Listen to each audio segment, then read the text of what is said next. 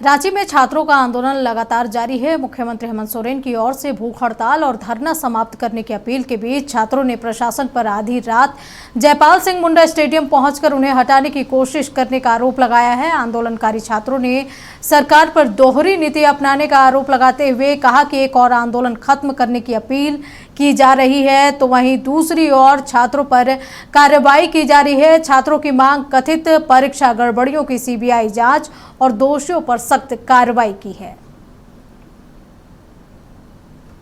को लेकर अभ्यर्थियों का जो प्रोटेस्ट है वो आज 19वां दिन हो चुका है उस प्रोटेस्ट का। लेकिन अगर बात की जाए अभी भी अभ्यर्थियों का जो हौसला है वो टूटने का नाम नहीं ले रहा। कल भी बीते रात प्रशासन की टीम यहाँ पर आई और अभ्यर्थियों को टेंट खाली करने को लेकर आदेश है वो दिया गया।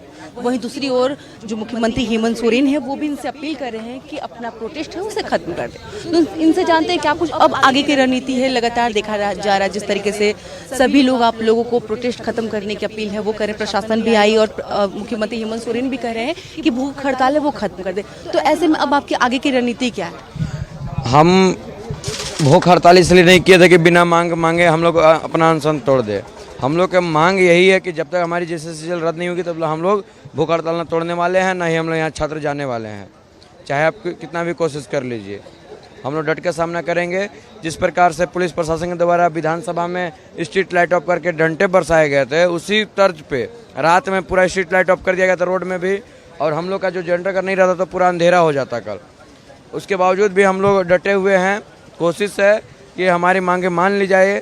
अगर नहीं मानते हैं तो जो भी है हम लोग अभी शांतिपूर्ण है। हो सकता है तो अगर बहुत सारे स्टूडेंट ऐसा भी हैं जो मतलब कुछ भी कर सकते हैं। देखिए, हमारा अनशन खत्म कराने के लिए सरकार चारों तरफ से लगी हुई है।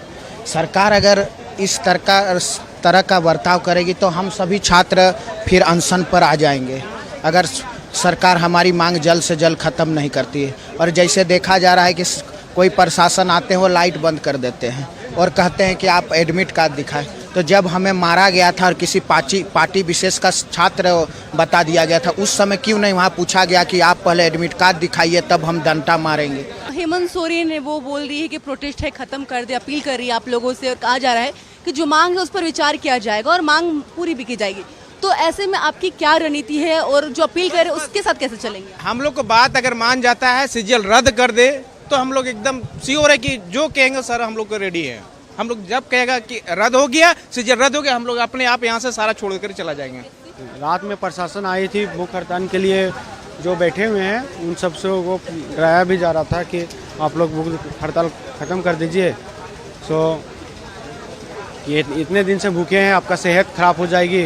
आप लोग क्या करेंगे अब आगे, क्या करेंगे, क्या सोचे आप लोग? रणनीति हम लोग सोचेंगे। उसके बाद आह्वान कर रहे हैं कि झारखंड के तमाम छात्र छात्राओं आने की कृपया करें और यहाँ पे हम लोग का सहयोग करें और साथ दें, और फिर हम लोग अपनी लड़ाई को और उग्र तरीका से तैयार करूँगा। तो इन्होंने कहा कि जिस तरीके से सरकार दो नीति अपना रही है ये वाकई कहीं से भी सही नहीं है। और इन्होंने कहा अपनी आगे की रणनीति बताते हुए कहा कि जिस तरीके से भी हम शांतिपूर्ण तरीके से विरोध कर रहे हैं और अपना अधिकार है वो मांगने की कोशिश कर रहे हैं, लेकिन अगर सरकार हमारी मांग नहीं पूरी करती है और जैसे कि आज 19 दिन हो चुका है और अगर सरकार नहीं मांगे पूरी करती है तो इनका जो आंदोलन है और भी उग्र है वो हो जाएगा। ये रुकने वाले नहीं हैं और इसी तरीके से अपने मांग के साथ है वो आगे बढ़ते ही रहेंगे। फिलहाल नक्षत्र न्यूज़ के लिए जर्नलिस्ट नीरज के साथ महक मिश्रा, रांची।